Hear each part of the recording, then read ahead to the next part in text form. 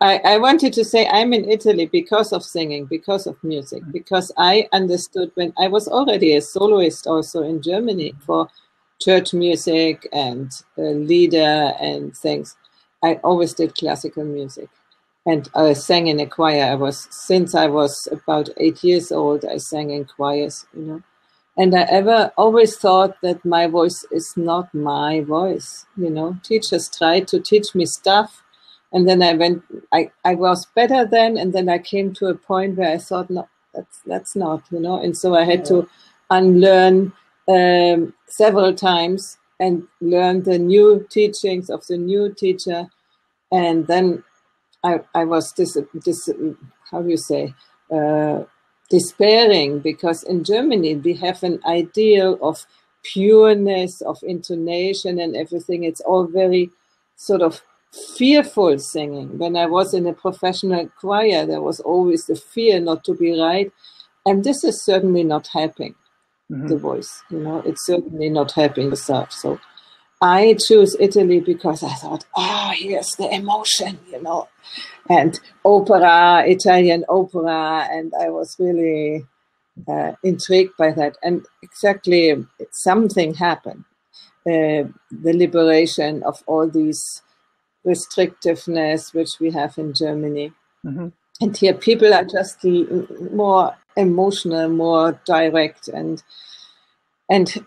many of them, at least in the South, still have a good voice because they never repressed it, no? Because with the education, you sort of repress the voice because you lose the contact with the body. Sure. So I studied here for 3 or 4 years in Rome. And at least I learned many parts, opera parts, La Traviata. That's why I'm called here Traviata on Twitter and on Blab, and many other things. But I had a bigger voice by doing this, but it was still not my voice. And then I stopped doing lessons when I was about 34, 36, I think. And then I came here in the countryside. And here, for the first time in my life, I had no neighbor being angry when I sang, you know. I mean, singing sometimes is not very, when you have to do exercises or try out, it's not really very pleasant all the time. I mean, music instruments all together, no? That's in true. Piano, if you all the time do the same exercises, people get crazy, no? They can. So here in the country, I could do what I wanted to do. Nobody cared, you know. I mean, they're so distant, nobody could complain. So, and that's when I finally found out how voice works. And I used something that I had done many years before in Berlin for body awareness. It is called breath therapy, which actually has not much to do with learning to breathe, but with putting the body in a condition that its breath comes in automatically in the right way, you know. And I thought, if I can do that with, you know, exercises of awareness, how you move your joints and things, why can't I do it with here and with my body all together? So I found out in about 3 years. I was sort of fixed on it, and it was a hate-love relationship with what I was doing, you know. I wanted to stop it and only be with my animals and my plants. I had a vegetable garden, but then I couldn't get rid of the idea to continue. And then one day, you know, I knew how it worked, and then I began to teach. And I saw that it worked very well with about 95% of the people.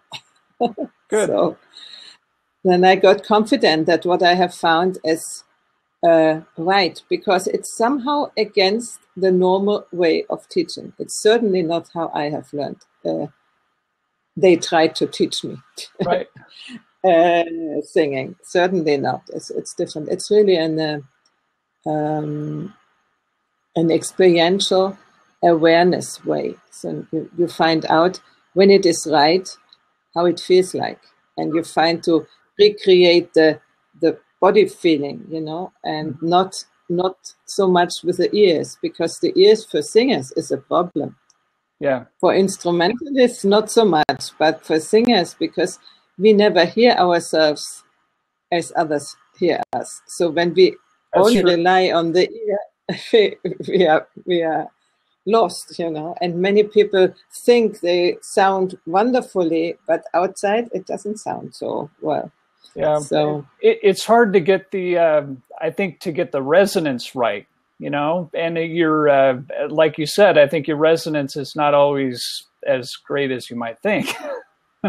You know, it depends on the situation. So, but it depends where you succeed to open your resonance bodies. And the more you hear yourself, the more you use only the head resonances. And that means that your voice is squeaky, is hard, it's also high, sounds high, you know. And when I worked with students, you know, and brought them into their body resonance, and they often said, "But do you hear me? Do you hear me?" I said, "Yes, and much better than before. It's much louder, the voice. You yourself don't hear it, because you hear it less in your head. It's going into your body, you know, and so you yourself don't hear it so loud, but the others hear it much louder. So with the voice, it's difficult to use the ears as a control. There is some control, you know, the pitches and all these things, but it's much better when you have the body feeling that it is right, then it is right, you know. So